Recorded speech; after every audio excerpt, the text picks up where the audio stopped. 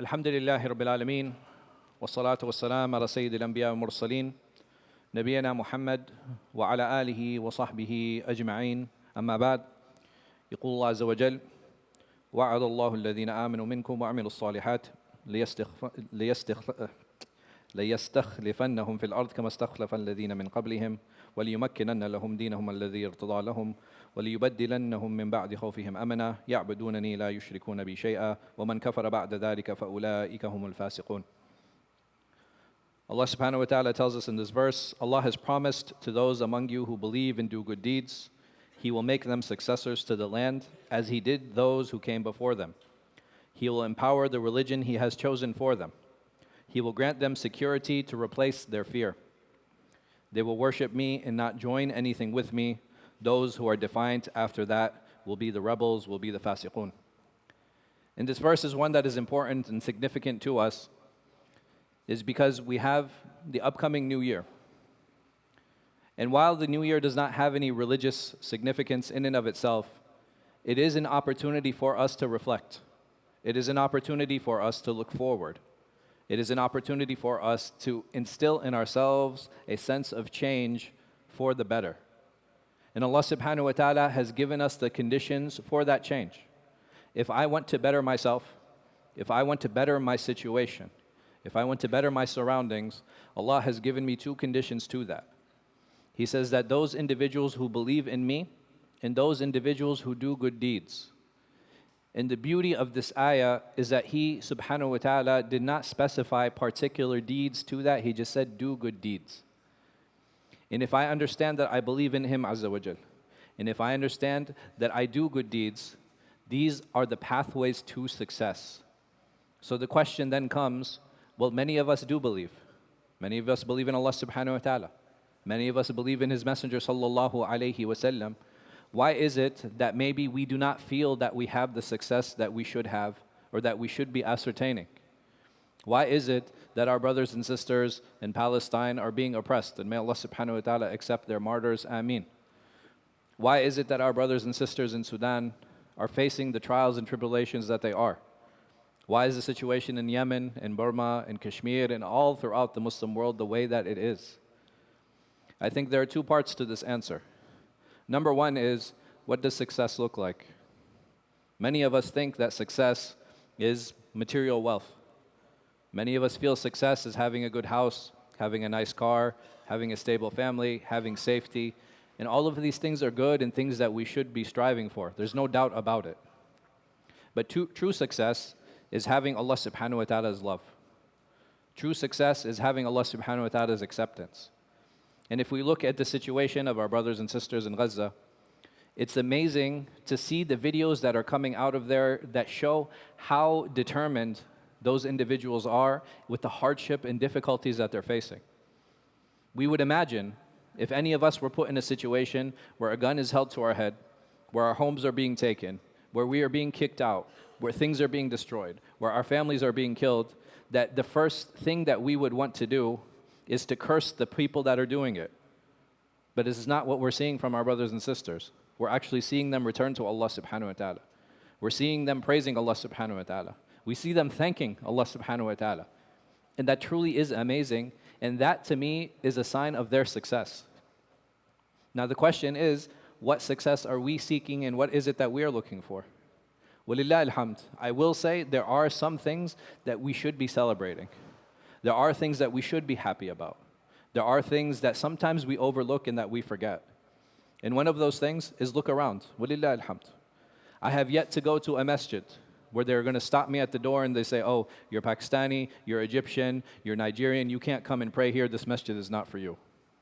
I have yet to go to a masjid or a Muslim community during Ramadan and they say, no, this is not iftar for you, you can't come and eat with us. During the Hajj, there are so many people there from different countries, different places and different spaces, and walillah alhamd, we successfully are carrying that out. Even the zakat, how many of us ask, what group of people is this going to? Are these going to black Americans? Is this going to Pakistanis? Is this going to Kenyans? Is this going to Egyptians? Is this going to Moroccans?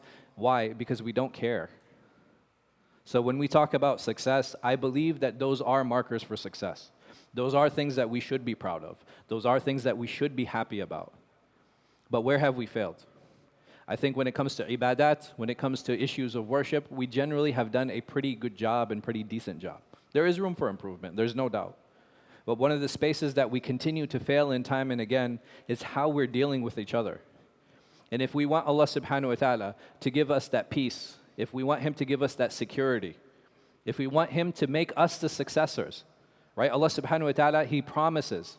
He says, وَعْدَ اللَّهُ الَّذِينَ آمَنُوا مِنْكُمْ, that I promise to those of you who believe that if you do good deeds and you believe in me, that I will make you successors. And what does that mean? It means that I will give you authority. I will give you peace. I will give you security. And many of us talk about the upcoming elections, and many of us talk about like political engagement, and all of those things are good and fine. But the question I have is, وَلِلَّهِ الْحَمْدِ, look at the different Muslim communities just within our area. How many of our rights are infringed in building masajid? How many of our rights have been infringed in building funerals, building graveyards, or even having funeral homes, or having schools, or having think tanks, or having different spaces and places for us as a community to express ourselves? And walillah alhamd, nobody came here worrying about, oh man, what's going to happen at the masjid? Will I make it home? No, the only thing most of us were probably worried about is, do I have gas in my car or not? And that in itself is a ni'mah. That in itself is a true blessing. So we have reached a point where we do have authority, and it's amazing to me, subhanAllah, being arguably 1% of the population, the amount of media coverage the Muslim community receives, the amount of influence that we have in schools and local politics and elections, the amount of influence we have on the media and others, and the number of people that know who we are is actually mind-boggling if you think about it. That we represent such a small percentage, small corner of this country, and how much attention we are able to receive and to get. Some of it negative, and yes, by some bad actors and bad Muslims, there's no doubt about it. But walillah alhamd, a lot of it positive. Islamic Relief is one of the few organizations, and I think the only Muslim organization that actually accepts government refugees. That's truly an amazing feat. Allah subhanahu wa ta'ala has honored us in different ways, in different spaces, in different places. We should be proud of those things. And why is it that we are being successful? We are being successful because we are doing the things that Allah orders us to do. That we're learning how to deal and integrate and interact with other people. We're learning how to understand different cultures. We're understanding how to integrate those things. And the amazing thing is, even in our homes, in our spaces, many of us might complain about our children, which is completely understandable. And may Allah subhanahu wa ta'ala protect us as parents and protect our children. Ameen. But even with our children, where do the problems usually come in? They usually come in when I'm trying to impose my cultural values on my children. When I'm trying to tell them you need to stand like this, and you need to shake your hands like this, and you need to talk like this, and you need to walk like this, that's where they have issues and problems because it's something that's foreign to them. It's something that they don't know. But if I tell them you have to pray because Allah and His Messenger tell you you have to pray. If I tell them you need to fast because Allah and His Messenger tell you you need to fast. You need to give money because Allah and His Messenger tell you you need to give money. Their attitude completely changes, and it's because something that they can truly understand. Because instilling religious values is what the core of our mission is. It's not instilling cultural values. Not to say that they're wrong.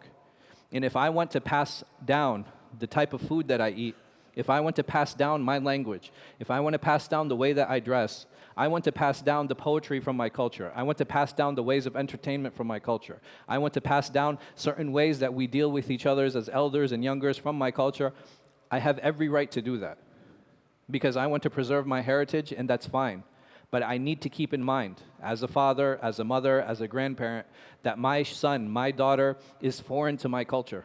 Many times they just don't know, and because I don't have society reinforcing those cultural values, it will be difficult for them to maintain. And possibly even resentful if it goes against the greater cultural values. And some of these things aren't wrong. I remember growing up myself, that my parents would get angry at me if I was looking at them and they were yelling at me.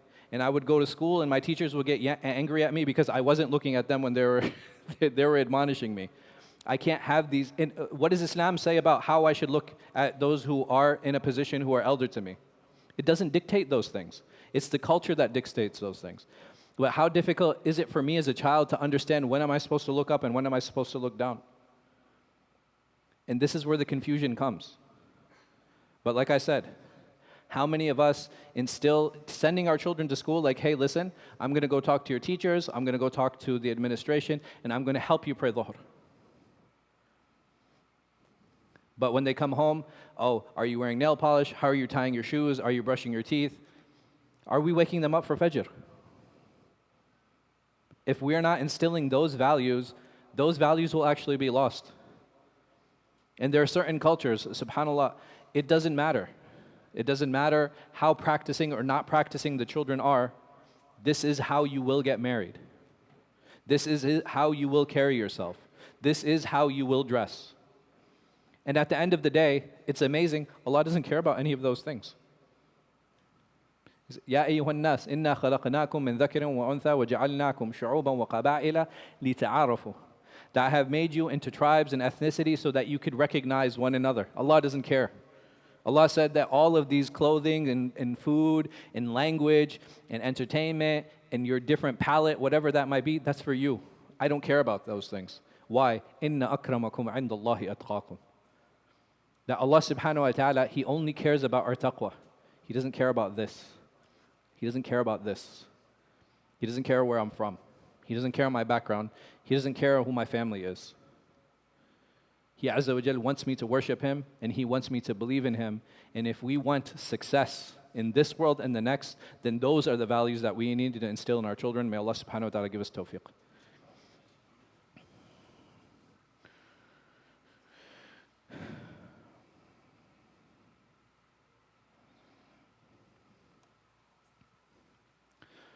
الحمد لله رب العالمين والصلاة والسلام على سيد الأنبياء والمرسلين نبينا محمد وعلى آله وصحبه أجمعين أما بعد يقول الله عز وجل انفروا خفافا وثقالا وجاهدوا بأموالكم وأنفسكم في سبيل الله ذلكم خير لكم إن كنتم تعلمون. Allah subhanahu wa ta'ala tells us in this verse, whether you be young or old, struggle in Allah's path using your wealth and strength. That is better for you if you only but knew. And in this verse, Allah subhanahu wa ta'ala is adding another dynamic that sometimes we forget. Allah doesn't care how old we are. He doesn't care how young we are.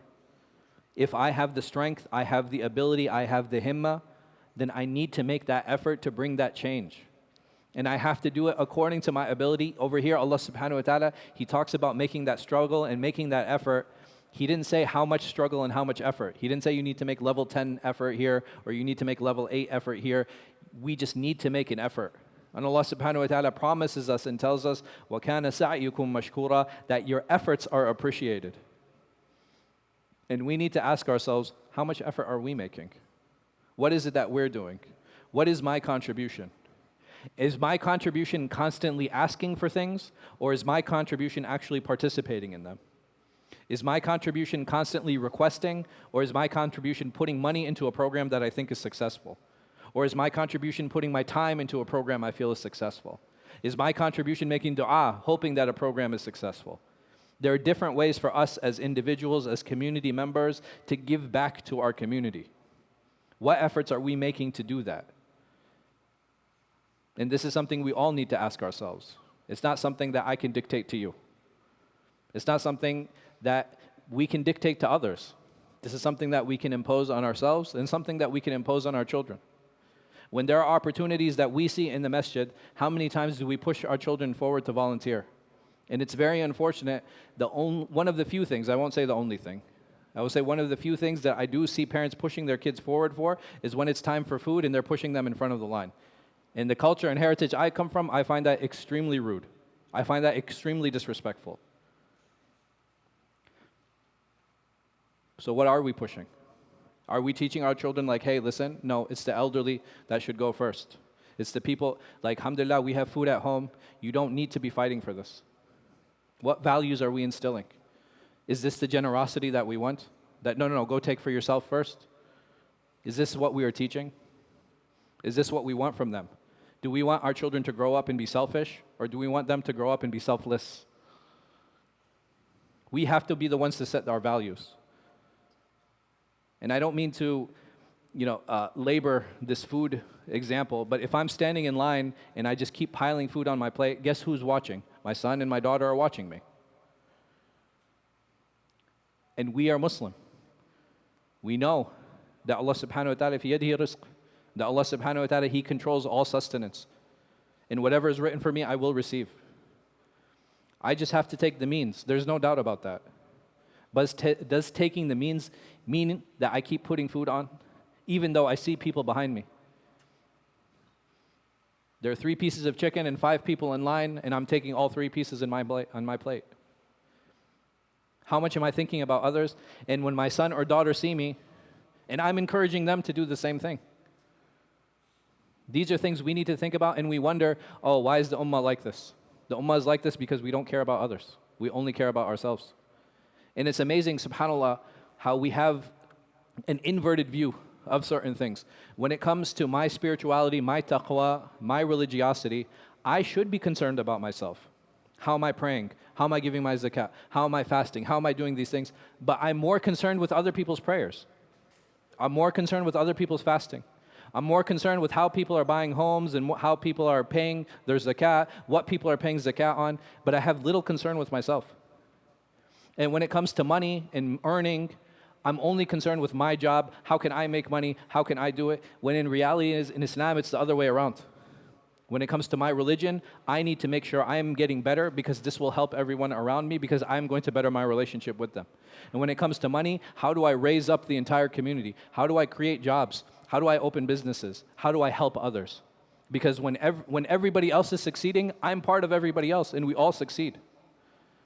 We really need to learn to change that dynamic so that Allah subhanahu wa ta'ala truly allows us to be those people who are successors and inherit in this earth, and we ask Allah subhanahu wa ta'ala to make us from them. We ask Him Azza wa Jal to have mercy on all of those who have passed. We ask Him Azza wa Jal to give shifa', to give healing to all of those who are ill.